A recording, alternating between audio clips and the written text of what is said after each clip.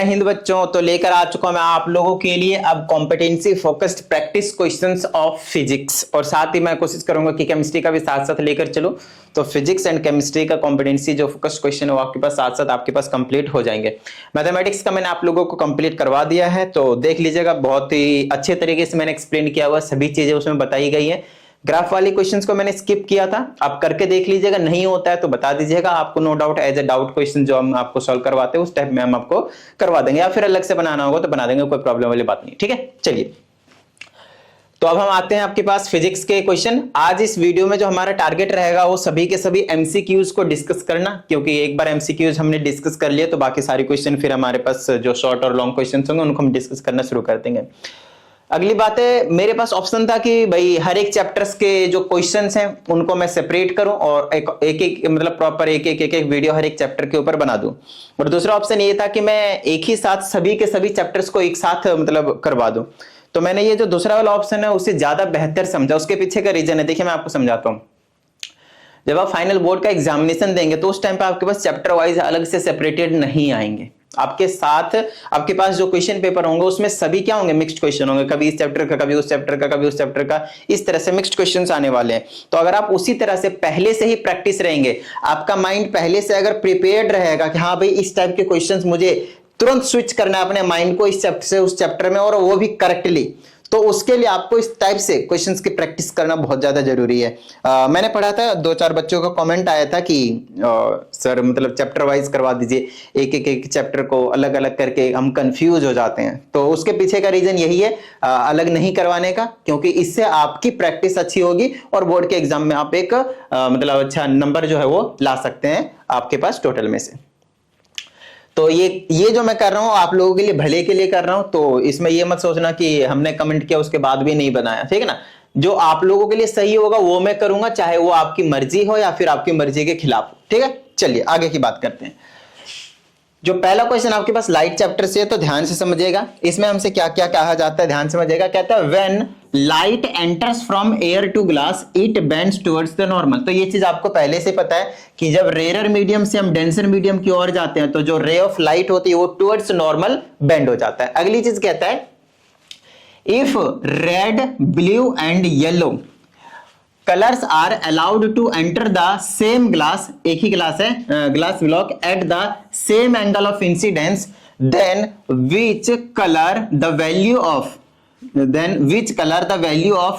angle I minus angle R will be greater। तो बड़ा ही प्यारा सा क्वेश्चन है, जितने भी क्वेश्चन होंगे उसमें आपको समझना पड़ेगा, एप्लीकेशन है भाई, क्रिएट करना पड़ेगा, कई क्वेश्चंस में ऐसे आएंगे आपके पास फिगर वगैरह बनाना पड़ेंगे, सभी चीजें। मतलब मैं आपको फिर से कहता हूं, अगर आप लोगों को चैप्टर्स आते हैं, कॉन्सेप्ट्स क्लियर है, तभी आप ये कॉम्पिटेंसी फोकस्ड क्वेश्चंस कर पाएंगे, अदरवाइज मतलब मजा लेके आप हिला दें क्वेश्चन, बिल्कुल भी नहीं, पक्का कहीं ना कहीं कुछ ना कुछ गलत कर जाएंगे। आगे नहीं समझ में, ठीक है। आइए अब हम बात करते हैं यहाँ पे इसकी, कि हमारे पास एक ग्लास का ब्लॉक है, तो मान लेते हैं कि ये मेरे पास एक ग्लास का ब्लॉक है इस टाइप का, ठीक है ना, ग्लास का ब्लॉक है।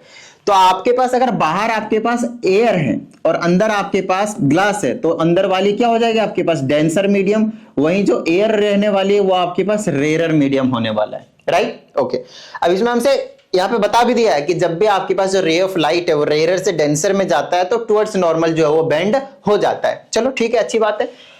अब देखते हैं कौन कौन सी लाइट है, रेड है, ब्लू है एंड येलो है। तो एक आया रेड, और ये आपके पास मैंने बना दिया नॉर्मल, चलो नॉर्मल सबका एक साथ, तो टुवर्ड्स नॉर्मल बेंड हो जाएगा इस तरीके से। और एक आएगा आपके पास ब्लू, तो मान लेते हैं ऐसे करके, ये पर्पल है क्या, ये पर्पल है, चलो ब्लू ले लेते हैं। एक आया आपके पास ब्लू और ये भी आपके पास टुवर्ड्स नॉर्मल बेंड हो जाएगा। चलो इतनी क्या करना, ठीक है। एक येलो और ले लेते हैं, चलो, तो ये आया येलो और ये आपके पास टुवर्ड्स नॉर्मल बेंड हो गया इस तरह से। और आपके पास जहां पे पॉइंट ऑफ इंसिडेंस है वहां पे नो डाउट सबके लिए क्या होने वाले हैं आपके पास, इस तरह से नॉर्मल जो है वो ड्रॉ होने वाले हैं। इस तरह का जो आपका काम है वो आपके पास होने वाला है। तो ध्यान से समझिएगा, बड़ा ही प्यारा सा क्वेश्चन है। हमसे पूछता है एंगल आई और आर किसका ज्यादा होगा, माइनस सब्ट्रैक्ट करने के बाद किसका जो है वो वैल्यू है वो सबसे ज्यादा होने वाला है। देखिए ये वाला एंगल आई होगा और ये वाला एंगल आर होगा। अब आपको यहाँ पे एक भी वैल्यूज गिवन नहीं है, लेकिन उसके बाद भी आप बहुत आसान तरीके से समझा सकते हैं अगर आपका कॉन्सेप्ट क्लियर है तो। अच्छा, ये वाला एंगल आई है, ये वाला एंगल आर है, ये वाला एंगल आई है और इसके बीच में ये वाला एंगल आर है, ठीक है ना, ध्यान समझिएगा। सबसे पहले तो आपको ये देखना है कि इन सब में से सबसे ज्यादा जो वेवलेंथ है वो किसकी है, कौन कितना जो है वो बेंड होता है। और ये कॉन्सेप्ट हमने आपको करवाया प्रिज्म वाले कॉन्सेप्ट में बेहतरीन तरीके से। एक रे ऑफ लाइट आया था, एंगल ऑफ इंसिडेंस नॉर्मल के साथ आपके पास आई बना रहा था, तो ये टुवर्ड्स नॉर्मल बेंड हो गया। फिर यहां से आपके पास एक नॉर्मल ड्रॉ किया, फिर अवे फ्रॉम नॉर्मल हो गया। जब हम आपको डिस्पर्जन करवा रहे थे तो उस टाइम पे हमने आपको समझाया था कि जो सबसे नीचे वाली लाइट होती है वो आपके पास वायलेट होती है और जो सबसे ऊपर वाली लाइट होती है वो आपके पास रेड होती है। मतलब नीचे से ऊपर जो स्पेक्ट्रम बनता था 1 2 3 4 5 6 7, वायलेट, इंडिगो, ब्लू, विब, ग्रीन, येलो, ऑरेंज, रेड ऐसे होती थी। और जो सबसे ऊपर होता था वो आपके पास रेड होता था और सबसे नीचे जो होता था वो आपके पास वायलेट होता था। अच्छा, जिसकी वेवलेंथ कम होती थी वो ज्यादा डेविएट करता था, जिसकी वेवलेंथ ज्यादा होती थी वो कम डेविएट करता था। स्पेक्ट्रम चैप्टर याद आया है ना। तो हमने आपको सभी चीजें करवा रखा है, ऐसे नहीं करवाया, कॉन्सेप्ट वही लगेंगे। लेकिन ध्यान समझिएगा, मान लीजिएगा एक एमसीक्यू एक्सप्लेन करने में 5 मिनट्स लगा रहा हूं, इसका मतलब आप समझ रहे हैं, इसका मतलब ये है कि ये कॉन्सेप्ट वाले क्वेश्चन है। और दूसरी चीज, 5 मिनट्स अगर मैं लगाकर एक क्वेश्चन को एक्सप्लेन कर रहा हूं, इसका मतलब ये है कि वहां पे सिर्फ एक एमसीक्यू नहीं करवा रहा हूं मैं आप लोगों को हर एक वो कॉन्सेप्ट क्लियर करवा रहा हूं जो आपके बोर्ड के पेपर में क्वेश्चन आएंगे उसमें आपके पास यूज होगा। तो इनको बेहतरीन तरीके से समझना, ये मत देखना कि एक एमसीक्यू करवाने में अगर मैंने 5 to 10 मिनट्स भी लगा दिए तो भी कोई बड़ी बात नहीं है, नॉर्मल सी बात है अभी के लिए। बट हाँ, क्योंकि एग्जाम का टाइम है तो अब आपको और जल्दी समझ में आ जाना चाहिए। बट फिर भी मैं आपको सारी चीजें बता कर एक्सप्लेन करके बता रहा हूं। तो इसकी वेवलेंथ जो है, इसकी वेवलेंथ सबसे कम है तो ये ज्यादा डेविएट हुआ है नीचे की तरफ, ये वाला ना सबसे ज्यादा डेविएट हुआ और ये आपके पास कम डेविएट हुआ है। आई ना बात समझ में, ठीक है ना, ओके। तो उसी के हिसाब से यहां पे भी होता है, रेयर टू डेंसर या फिर डेंसर टू रेयर, और डेविएशन आपके पास उसी के हिसाब से होता है, ठीक है ना। अभी फिलहाल की यहां पे हम देखते हैं जिसकी वेवलेंथ कम होगी वो आपके पास ज्यादा डेविएट होगा। तो ज्यादा कौन डेविएट होगा वो देख लो, आपके पास सबसे ज्यादा नीचे वाले इनमें से ब्लू ये सबसे 1 नंबर में रहेगा, सबसे ज्यादा डेविएट करेगा। फिर आपके पास येलो वाला डेविएट करेगा, फिर आपके पास रेड वाला डेविएट करेगा। मतलब सबसे ज्यादा कौन डेविएट करेगा, आपके पास कौन डेविएट करेगा, ये वाला। R1, R2 और R3 बोलते हैं एंगल ऑफ रिफ्रैक्शन को। रीजन सिंपल है, क्योंकि तीनों का केस में जो एंगल ऑफ रिफ्रैक्शन होने वाला है वो आपके पास अलग अलग होने वाले। तो R1, R2, R3 में से देखिए आई तो सेम है, अगर आपको क्योंकि एमसीक्यू है तो कोई दिक्कत नहीं। मान लेते हैं कि एंगल ऑफ इंसिडेंस हमारे पास 30 डिग्री था, तीनों के केस में सेम ग्लास है और एंगल ऑफ इंसिडेंस भी आपके पास सेम गिवन है ना, सेम देर का। तो मान लिया हमने 30 डिग्री, बस पता लगाने के लिए कि कौन सा आपके पास माइनस करने पे किसका जो वैल्यू है ज्यादा आएगी। देखिए ये वाला जो एंगल है वो ये वाला ना ऐसे जाना चाहिए था, बट ऐसे थोड़ा सा डेविएट हुआ, लेकिन ज्यादा डेविएट नहीं होगी, कम डेविएट होगी। अच्छा, कम डेविएट होगी तो ये जो एंगल R1 है, R1 वो सबसे ज्यादा होने वाला है ना। ये वाला एंगल R जो है वो सबसे ज्यादा होने वाला। तो मान लेते हैं कि ये 25 डिग्री है थोड़ी देर के लिए, R1 जो 25 डिग्री है, ये वाला सबसे ज्यादा ये डेविएट करेगा, ये वाला कम डेविएट करेगा, रेड वाला, क्योंकि इसकी वेवलेंथ सबसे ज्यादा है, कम डेविएट करे, नीचे नहीं झुका, सीधा जाने की कोशिश किया। यहां पे भी वही है, R2 की अगर हम बात करते हैं सबसे ज्यादा डेविएट होगा तो ये वाला पूरा चिपक जाएगा नॉर्मल के साथ, ऑलमोस्ट मान लेते हैं। तो इसकी डिग्री बहुत कम कर देता हूं, मान लेता हूं कि 15 डिग्री है, 15 डिग्री मान लेता हूं सबसे कम। और ये वाला येलो है, तो येलो इनके बीच में लाई कर रहा है, मतलब इसके बीच में कहीं ना कहीं एंगल ऑफ रिफ्रैक्शन बना रहा होगा। तो मान लेते हैं कि ये क्या आपके पास 20 डिग्री जो है आपके पास बना रहा होगा। आई बात समझ में, ठीक है। अब ध्यान से समझेगा, I माइनस R किसका ज्यादा है वो देख लो, बात खत्म। तो ये इसका करेंगे, इधर 30 है आपके पास, इधर 15 है तो आ जाएगा 15, बाकी सब में 5 और 10 आने वाला है तो 15 ये सबसे ज्यादा है। तो किसका था, ब्लू वाला, तो ब्लू वाला आपके पास आंसर हो जाएगा। मतलब इनका जो कॉन्सेप्ट है ना, वो कोर वाला जो कॉन्सेप्ट है वो समझना ज्यादा जरूरी है। एक बार कॉन्सेप्ट क्लियर हो गया तो एमसीक्यू इस टाइप के तो और भी कई बनाए जा सकते हैं, वो बिल्कुल नॉर्मल सी बात होनी चाहिए फिर आपके लिए। आइए इसकी बात करते हैं। इसमें कहा जाता है when light passes through a triangular prism it is observed that for two angles of incidence the angle of deviation is same। लो भाई, तो हमसे कहा जाता है कि दो अलग अलग एंगल ऑफ इंसिडेंस करवाता हूं और उनका एंगल डेविएशन सेम होता है। क्या ये पॉसिबल है? क्या लगता है आप लोगों को, पॉसिबल है या नहीं? Yes, it is possible for two different angle of incidence the same angle of deviation can be, there is no problem in that. अब बोलोगे हाउ, कैसे? तो आप लोगों के बुक में भी दिया था शायद, जहां तक मुझे याद है। इस टाइप से आपके पास एंगल आई और angle of deviation, this is called minimum angle of deviation, और एंगल आई रहता है। Minimum angle of deviation generally 37 degree के आसपास आता है। तो इसका जो ग्राफ बनता था वो ना इस तरह से बनता था, इस तरह से। तो ये वाला जो होता था मिनिमम एंगल होता था, जिसको हम लगभग 37 डिग्री कहते थे। 37 डिग्री एंगल की बात कर रहे हैं, ठीक है ना, मिनिमम एंगल ऑफ डेविएशन। तो ध्यान से समझिएगा, बड़े ही प्यार से समझिएगा कि ये जो एक्स एक्सिस है वो एंगल आई को रिप्रेजेंट कर रहा है, एंगल ऑफ इंसिडेंस को रिप्रेजेंट कर रहा है, ठीक है। तो आप क्या करो, इसको फिक्स कर दो, इसको मान लेते हैं कितना होगा 30, थोड़ी देर के लिए 40 कर लो। तो इस वाले पॉइंट पे कितना होगा, फिर से 40। क्या होता है पता है, जैसे जैसे आप एंगल ऑफ इंसिडेंस को बढ़ाते जाते हैं तो एंगल ऑफ डेविएशन कम होता है। एक पॉइंट ऐसा आता है जिस टाइम पे एंगल ऑफ डेविएशन बिल्कुल मिनिमम हो जाता है 37, उसके बाद फिर आई को आप बढ़ाते चले जाते हैं तो फिर से एंगल ऑफ डेविएशन इंक्रीज होना शुरू हो जाता है। इनिशियली एंगल ऑफ डेविएशन धीरे धीरे कम होता है एंगल ऑफ इंसिडेंस बढ़ाने के साथ साथ। एक टाइम ऐसा आता है कि मिनिमम हो जाता है, उसके बाद फिर से एंगल ऑफ डेविएशन सू करके भागना शुरू कर देते हैं, इंक्रीज होना शुरू हो जाता है। तो आप देख सकते हैं इस वाले पॉइंट पे एंगल ऑफ डेविएशन कितना था, मान लेते हैं यहां से थोड़ी देर के लिए मान लेते हैं 30 डिग्री, फिर यहां से यहां पे मान लेते हैं कितना हो गया 60 डिग्री। तो आप देख पा रहे होंगे कि जो एंगल ऑफ आई है वो एक बार 30 है I1 और एक बार I2 जो कि आपके पास 60 है। तो दो एंगल ऑफ डेविएशन है, सॉरी दो एंगल ऑफ इंसिडेंस है, एंगल ऑफ इंसिडेंस आई, लेकिन एंगल ऑफ डेविएशन दोनों के केस में आपके पास क्या है, सेम सेम। दोनों के केस में क्या आपके पास बिल्कुल सेम सेम। तो इस चीज को आपको बेहतरीन तरीके से समझना है कि भाई हो क्या रहा है। तो यह बात बिल्कुल सही है, यह बात जो आपके पास वो बिल्कुल ही सही है। आई ना बात समझ में, ठीक। अब आते हैं हम इसके सेकंड वाले पार्ट की बात करते हैं, रीजन में। रीजन के अकॉर्डिंग देखते हैं क्या कहा जाता है इसमें, ठीक है ना। रीजन में क्या कहा जाता है, इसमें हमसे कहा जाता है according to the principle of reversibility. अब किसी को नहीं पता प्रिंसिपल ऑफ रिवर्सिबिलिटी तो मैं आपको समझा देता हूं। मान लेते हैं ये एक ग्लास स्लैब है, क्या ये ग्लास स्लैब है, यहां से angle ray of incident ray आया, ये आपके पास नॉर्मल पहले टुवर्ड्स नॉर्मल बेंड करेगा, air to rarer to denser गया, फिर यहां से अवे फ्रॉम नॉर्मल जाएगा। अब मैं आपसे ये कहता हूं कि अगर ये इंसिडेंट रे था ऐसे गया, इस वाले पाथ को फॉलो करते हुए ये बाहर निकल गया, तो लेकिन मैं अगर आपसे ये कहता हूं कि यहां से अगर आपने वापस एंट्री करवा दिया इसी पाथ से, it will follow the same path, it will follow the same path. Yes, अगर ये वाला एंगल आई था और ये वाला एंगल ई है जिसे बोलते हैं इमर्जेंट एंगल, तो यहां से अगर आपने इसको ई ना बनाकर आई बना दिया तो ये वाला जो ई है वो सेम हो जाएंगे। तो एंगल आई और एंगल ई वैसे भी आपके पास हमेशा सेम रहते हैं। अगर आपने स्नेल्स लॉ इस वाले पॉइंट पे और स्नेल्स लॉ अगर आपने इस वाले पॉइंट पे लगाया तो आपको बेहतरीन तरीके से समझ में आएगा कि एंगल आई और एंगल आर को हम इक्वल प्रूफ इजिली कर सकते हैं, ठीक है। तो यहां से आपको यह समझना है कि प्रिंसिपल ऑफ रिवर्सिबिलिटी का सिर्फ इतना कहना है कि जिस पाथ से रे को आपने भेजा है अगर उसी पाथ से वापस भेज दिया then it will follow the same path. बस इतनी सी बात अब फिलहाल के लिए आपको समझनी है, ठीक है। तो according to principle, according to the reversibility of principle, the light retraces the path, light retraces the path in reversing the direction. तो वही चीज तो कह रहा है कि प्रिंसिपल ऑफ रिवर्सिबिलिटी जो है वो आपके पास बिल्कुल सेम हो जाती है, मतलब पाथ को वापस वही वाले पाथ को रिट्रेस कर लेता है अगर हमने डायरेक्शन को अपोजिट कर दिया तो मतलब प्रिंसिपल ऑफ रिवर्सिबिलिटी की भी बिल्कुल बड़ी ही प्यारी सी बात जो है वो बताई जा रही है कि हाँ भाई बिल्कुल सही सही है, ठीक है। अब आपने यहां पे देखा कि असर्शन भी ट्रू कर दिया हमने और रीजन भी ट्रू कर दिया, तो ऑप्शन सी और ऑप्शन डी होने का तो कोई चांस है ही नहीं।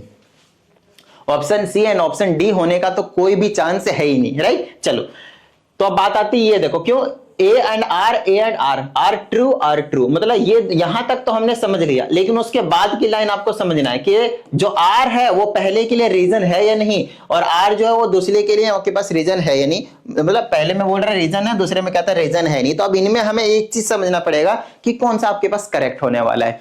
क्या ये जो रीजन है वो असर्शन को एक्सप्लेन कर रहा है, एक्सप्लेन कर रहा है या फिर नहीं कर रहा है, हमें वो चीज समझनी है, ठीक है। मैं आपको समझाता हूं, इस वाले ग्राफ को अच्छे से देखिए। अगर आपने इस वाले ग्राफ को ऑब्जर्व किया तो अगर आप इस तरह से एंगल आई को इस तरह से बढ़ाते चले गए तो ऐसे करके आपको ग्राफ मिल गया, इस तरह का ग्राफ मिल गया। आई ना बात समझ में, ठीक है। अब मैं आपसे कहता हूं कि आई को सीधा यहां से शुरू कर दो, यहां से लेना शुरू कर दो, मतलब इस वाले पॉइंट से शुरू कर दो। तो इस तरह से अगर मैं कम करता चला गया तो क्या ये इस वाले पाथ को वापिस फॉलो नहीं करेगा? बताओ मुझे, बस इतनी सी बात बता दो। It will follow, yes it will follow. It means it is also the reason of A, R is the reason of A, it is explaining the assertion.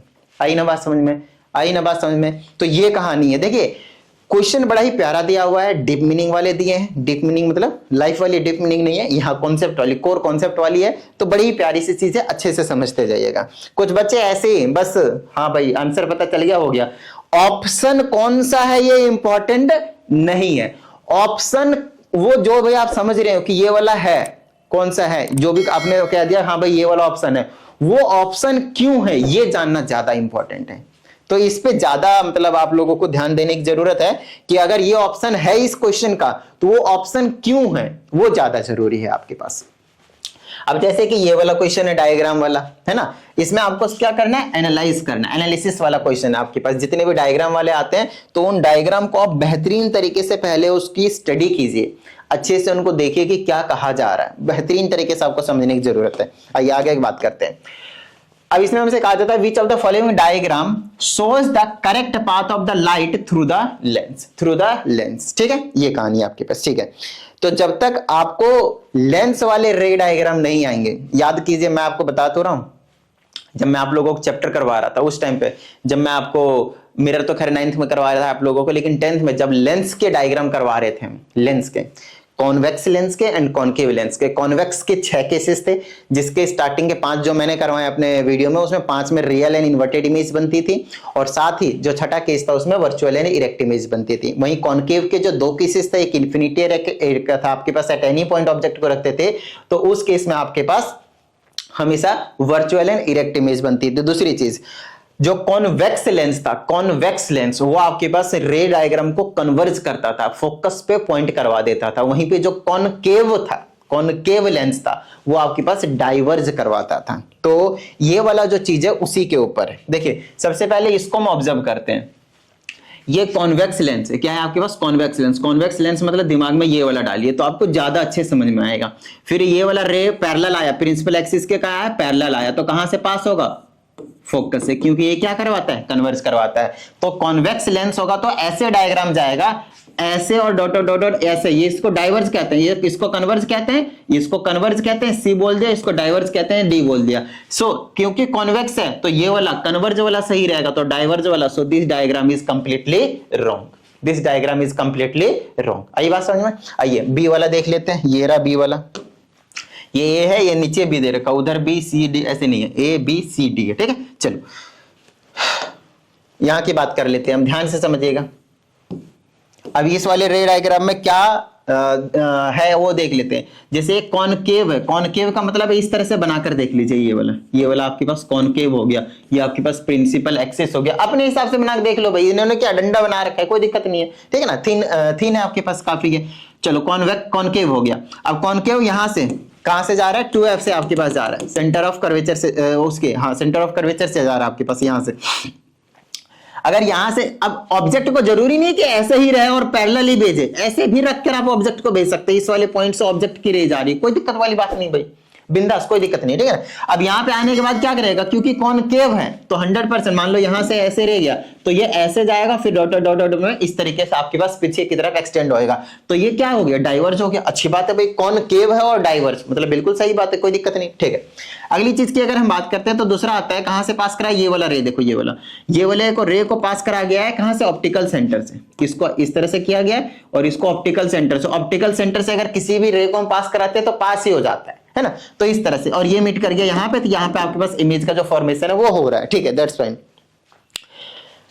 तो इसमें गलत क्या है, अब हमें वो जानना है। तो इसमें मैं जो देख पा रहा हूं गलत कुछ भी नहीं है, दोनों चीजें जो बताई हैं वो बिल्कुल करेक्ट है, बिल्कुल सही है, कोई दिक्कत वाली बात ही नहीं है भाई। तो ये इसको आप गलत नहीं बोल सकते, मतलब यही ऑप्शन आपके पास करेक्ट हो जाएगा। अब देखिए ये चीज तो हो गई, लेकिन हो सकता है आपको इसमें थोड़ा बहुत अगर डाउट हो, वैसे तो कंफर्म हो गया कि भाई यहाँ इसमें कुछ गलत नहीं है, तो आप अगले को भी चेकआउट कर सकते हैं। जैसे कि ये वाला, अब कई बच्चों का सवाल रहता है सर फिर ये वाला गलत क्यों है, ये भी तो सही है।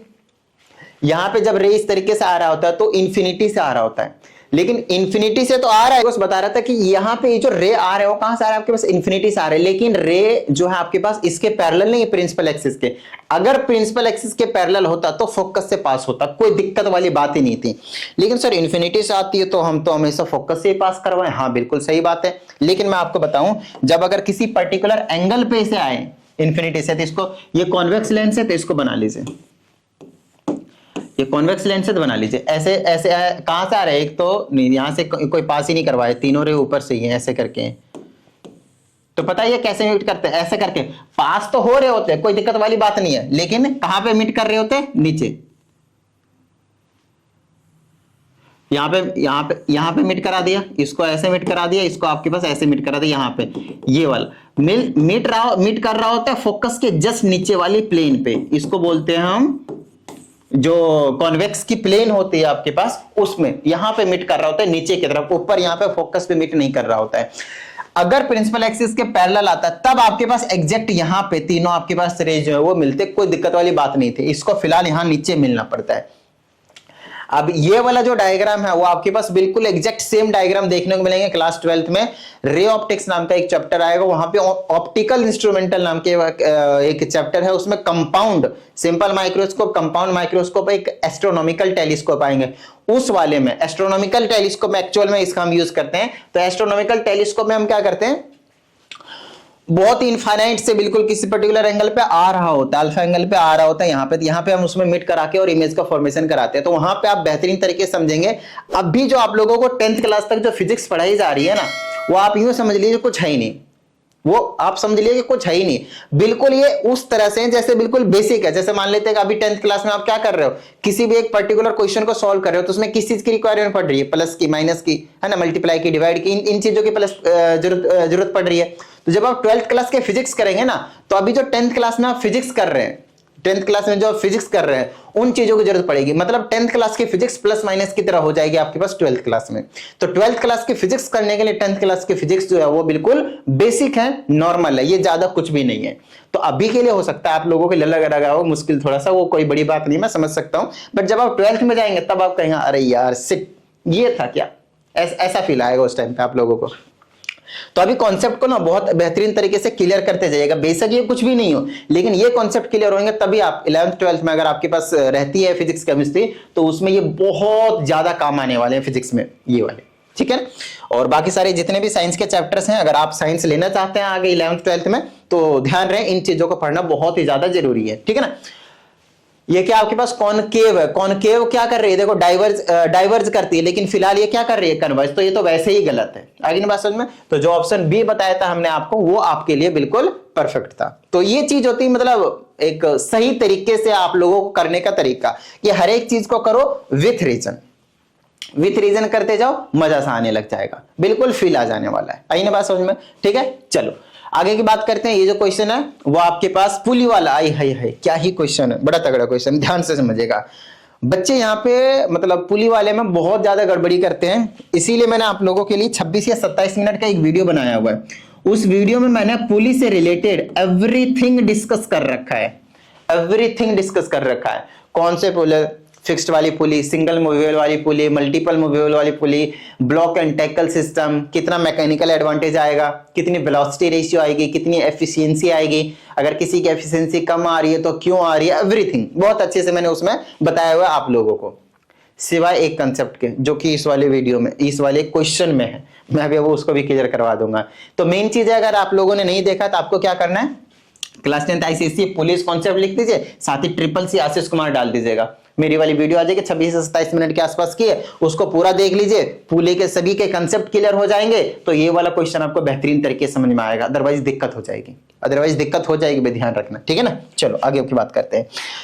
अब इस वाले क्वेश्चन में हमसे कहता है कि कौन सा जो डायग्राम है वो ट्रू है, सही है, डायग्राम ट्रू है। अच्छा चलो आइए इसकी बात करते हैं। There are 3 pulley systems with velocity ratio 2। इसमें ना आपके पास 4 ABCD नहीं लिखा है, इसका मतलब आप समझ रहे हैं, इसमें से इसका मतलब ये है कि आपके पास जो ऑप्शन दे रखा है ना उसके हिसाब से पूछा है कि कितने इसमें पुलिस हैं जिसमें 2 वेलोसिटी रेशियो है, 3 वेलोसिटी रेशियो है, 1.5 वेलोसिटी रेशियो, इस तरीके से आपके पास जो है वो पूछा गया है। तो अभी हम देख लेते हैं यहाँ पे भाई, पहले वाले के लिए थोड़ी देर के लिए छोड़ देते हैं, दूसरे की बात करते हैं। ये क्या है आपके पास, देख लीजिए, ये क्या आपके पास, ये आपके पास सिंगल मूवेबल पुली है। मूवेबल पुली इसका मतलब इसका आपके पास जो सिंगल है, एक है, तो आपके पास जो वेलोसिटी रेशियो है वो आपके पास 2 आती है, याद आया, 2 आता है। क्यों? क्योंकि जो वेलोसिटी रेशियो का फॉर्मूला होता तो displacement of effort divided by displacement of load होता था। जब हम यहाँ पे इसको ऊपर खींचते थे, ऊपर इस तरीके से ऊपर खींचते थे, तो जितना आप खींचते थे ऊपर डिस्प्लेसमेंट डिस्टेंस, उसका आपके पास हाफ ही लोड का ऊपर जाता था, मतलब ये वाला लोड का तो ये वाला जो चीज था ना, ये वाला तो लोड का डबल हो जाता था, एफर्ट वाला ना, ये वाला डबल हो जाता था, तो डबल ऑफ डीएल हो जाता था डिवाइडेड बाय में डीएल। मैंने काट के ये चीज वहां पे करवाया हुआ है, तो इसके जो वेलोसिटी रेशियो आ जाती थी वो आपके पास 2 निकल कर आती थी। आई ना बात समझ में। दूसरी चीज अगर हम इसकी बात करते हैं तो ये भी वही है, देख लीजिए, लेकिन इसमें 2 पुली है आपके पास, ये वाला आपके पास 2 है आपके पास।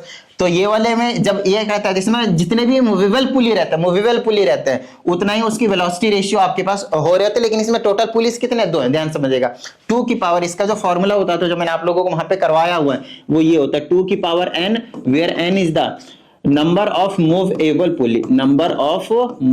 पुली, जितने पुली हैं उतने नहीं, नंबर ऑफ मूवेबल पुलिस, ये करवाया हुआ मैंने आप लोगों को। अब इस वाले डायग्राम में देखिए मूवेबल पुली कितने हैं, 1 है, तो 2 की पावर 1, तो कितना हो गया 2। इसमें मूवेबल पुली कितना, ये वाला फिक्स्ड है, देख लीजिए यहाँ पे सपोर्ट से कंप्लीटली फिक्स्ड है, तो मूवेबल पुली आपके पास 1 है, तो 2 की पावर 1, तो इसकी भी कितनी आ गई 2।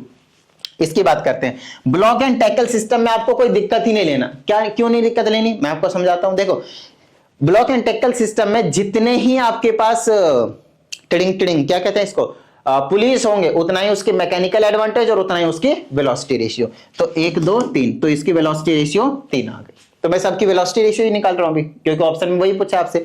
अगली चीज इसकी बात करते हैं। अब ये भी तो sir block and tackle system का है, तो इसमें तो 2 है, आंसर तो 2 होगा, बिल्कुल सही बात है। लेकिन इसका डायरेक्शन देखिए, ध्यान समझिएगा, इसका डायरेक्शन नीचे की तरफ जा रहा है। जब एफर्ट नीचे की तरफ आता है तो पुली जो वेलोसिटी रेशियो मैकेनिकल एडवांटेज होता है वो नंबर ऑफ पुलिस के बराबर होते हैं। लेकिन जब आप एफर्ट अपवर्ड डायरेक्शन में लगा रहे होते हैं तो डायरेक्शन की वजह से इसकी जो वेलोसिटी रेशियो है वो आपके पास 2 नहीं 1 ज्यादा हो जाती है, जो कि 3 हो जाती है, जैसे कि आप इसमें देख सकते हैं, 1 नहीं, इसकी वेलोसिटी रेशियो 2 आ गई।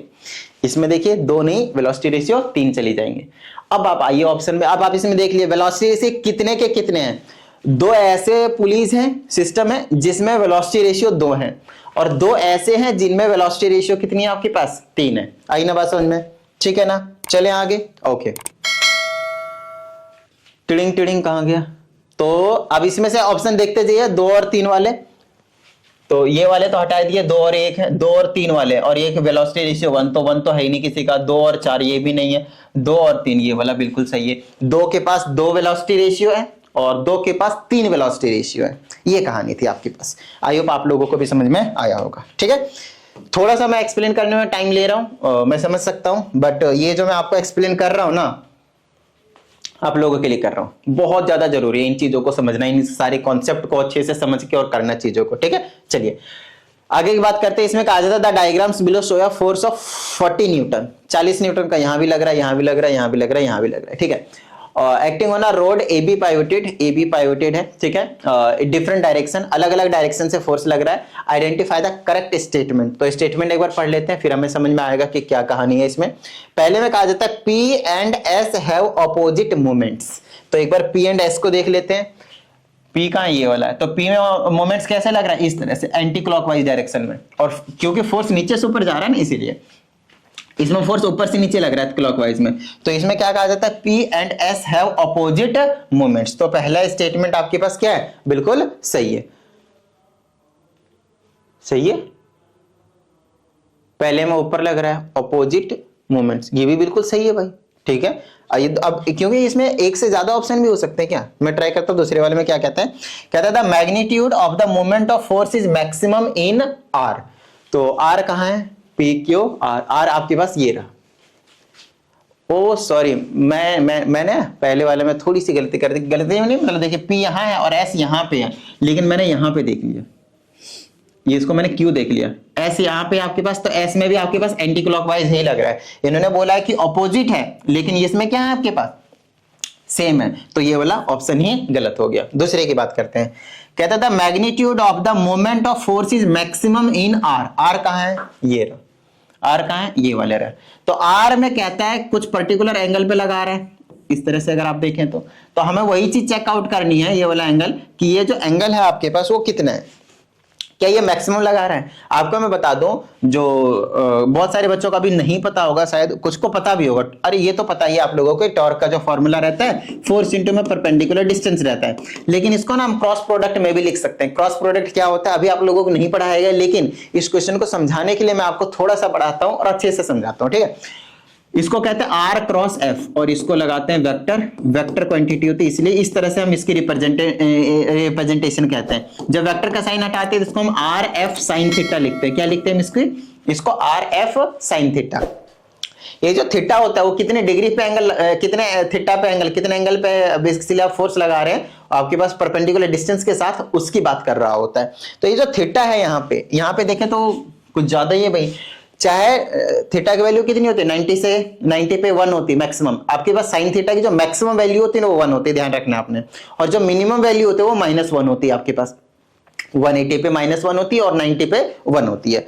तो अगर परपेंडिकुलर फोर्स लग रहा होगा तो उस केस में टॉर्क जो मैक्सिमम होता है। तो क्या आर के केस में, परपेंडिकुलर फोर्स लग रहा है, आप देख सकते हैं ये परपेंडिकुलर, तो फोर्स ऐसे लगना चाहिए था या फिर फोर्स ऐसे लगना चाहिए था, तब परपेंडिकुलर होता।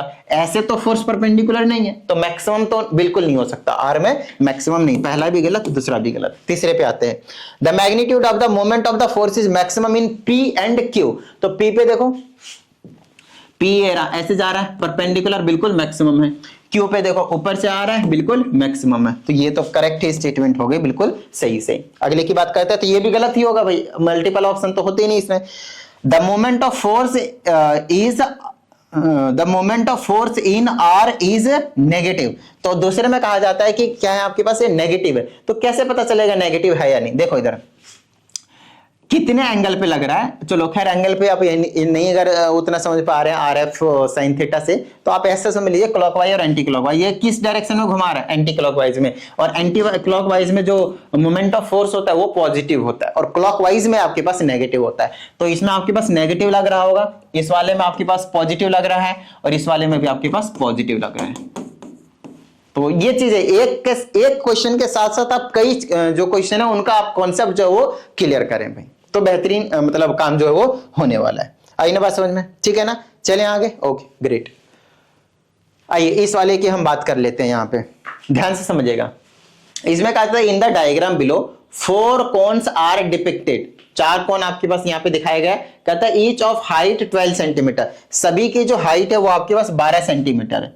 ये देखो 12 है, ये भी 12 है, ये भी 12 है, ये भी 12 है। टोटल सबकी हाइट कितनी है आपके पास? 12 सेंटीमीटर है। कहता था position of the centre of gravity is indicated by dots located at 9, 8, 4 and 3 centimetre from the apex of the each cone. What does apex means? Apex मतलब ये वाली चीज होती है, ये वाली टॉप पॉइंट्स एपेक्स। इस वाले एपेक्स से 9 सेंटीमीटर के डिस्टेंस पे, 8 सेंटीमीटर के डिस्टेंस पे, 4 सेंटीमीटर के डिस्टेंस पे और आपके पास 3 सेंटीमीटर के डिस्टेंस पे इनके जो सेंटर ऑफ मास बोलते हैं या फिर सेंटर ऑफ ग्रेविटी बोल लीजिए, वो आपके पास यहाँ पे दिखाया गया है।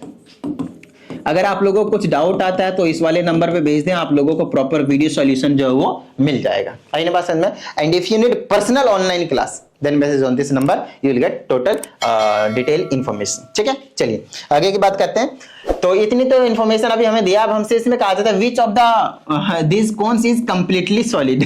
ये तो वही वाला क्वेश्चन हो गया कि एक पायलट है, एरोप्लेन उड़ा रहा है 600 किलोमीटर पर आवर की स्पीड से, तो आप बताओ कि उसकी एज क्या होगी। दिया इंफॉर्मेशन कुछ और है, पूछ कुछ और लिया है। लेकिन इस क्वेश्चन में खैर ऐसा नहीं है, यहां पे आप आसानी से बता सकते हैं। मैं आपको समझाता हूं। देखिए जो कौन सा सॉलिड है, तो सॉलिड का यहाँ पे ना सेंटर ऑफ मास का, क्योंकि सेंटर ऑफ ग्रेविटी का कॉन्सेप्ट है तो वो वाला कॉन्सेप्ट हम यहाँ पे लगाने वाले हैं। याद कीजिए हम सेंटर ऑफ ग्रेविटी जनरली जो ज्योमेट्रिकल शेप्स होते थे उसका एग्जैक्ट सेंटर पे लाई करता था, बट जो ज्योमेट्रिकल नहीं होते थे एग्जैक्ट बिल्कुल यूनिफॉर्म वाले, जैसे कि कोन आपके पास यूनिफॉर्म नहीं है तो उसका सेंटर शिफ्ट होते रहता है डिपेंडिंग अपॉन कि वो हॉलो है या फिर कंप्लीटली सॉलिड है। इस तरीके से जो यूनिफॉर्म, जैसे कि एक राइट सर्कुलर सिलेंडर लिया, राइट सर्कुलर सिलेंडर, तो एक यूनिफॉर्म में आ गया, हर एक तरफ से बिल्कुल सब कुछ यूनिफॉर्म है, मास से सेम है। लेकिन अगर मैं बात करता हूं इस तरह से, this is called frustum of cone.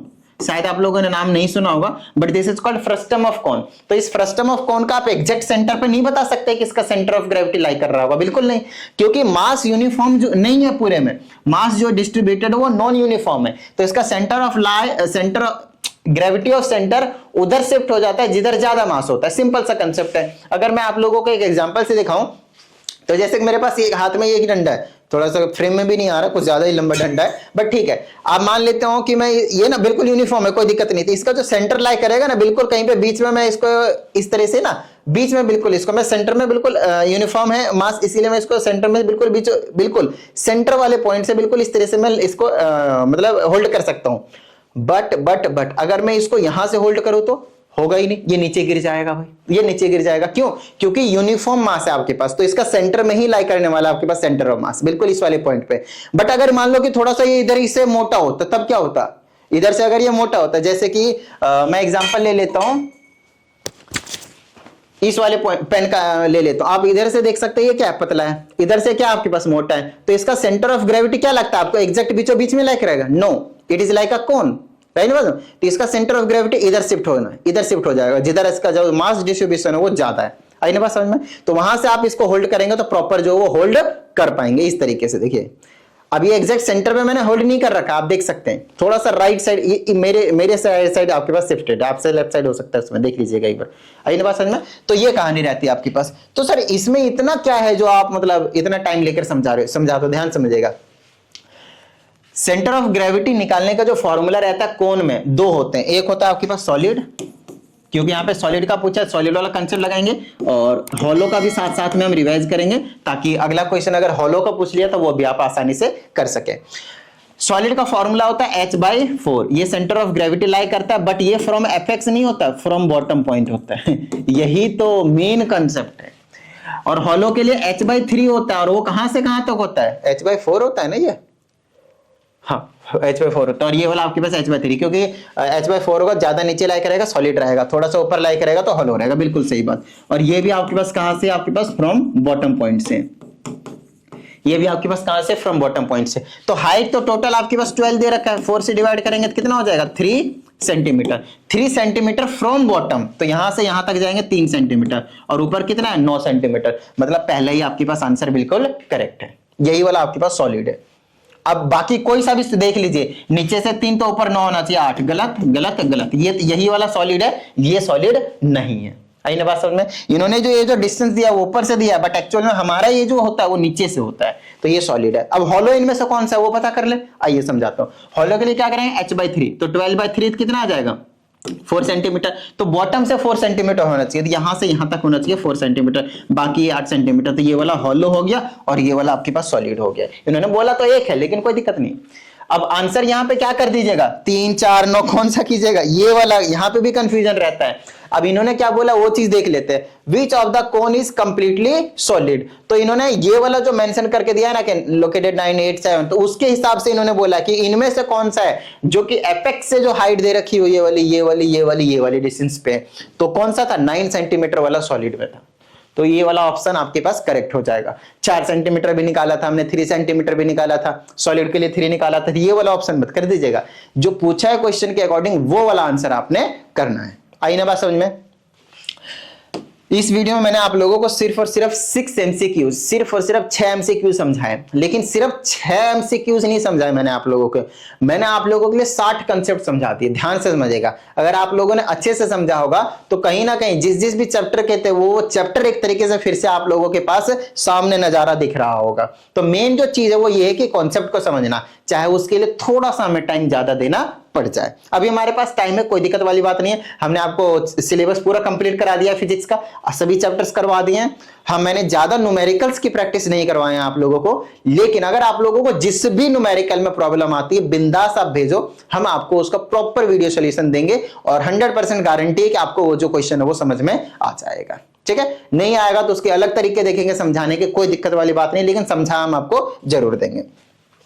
तो चलिए उम्मीद करते हैं आगे बाकी जो चीजें वो अगली वीडियो में हम डिस्कस कर लेंगे ऐसे करके, क्योंकि वीडियो बहुत ज्यादा लेंथी हो जाएगी, तो कोई दिक्कत वाली बात नहीं। टारगेट तो था कि सभी एमसीक्यू डिस्कस करना, बट पॉसिबल नहीं, क्योंकि मैं कंसेप्ट भी साथ साथ में आपको समझा रहा हूं। ठीक है, तो चलिए उम्मीद करते हैं इस वीडियो में जितनी भी चीजें समझाई गई थी सभी चीजें समझ में आ गए होंगे। अगर ऐसा है तो वीडियो को लाइक कर दीजिए, साथ ही अगर इस चैनल पे एक नई स्टूडेंट, चैनल को सब्सक्राइब करके बेल आइकन को जरूर प्रेस कीजिएगा। मिलते हैं अगली वीडियो में, प्रैक्टिस करते रहिएगा। जय हिंद।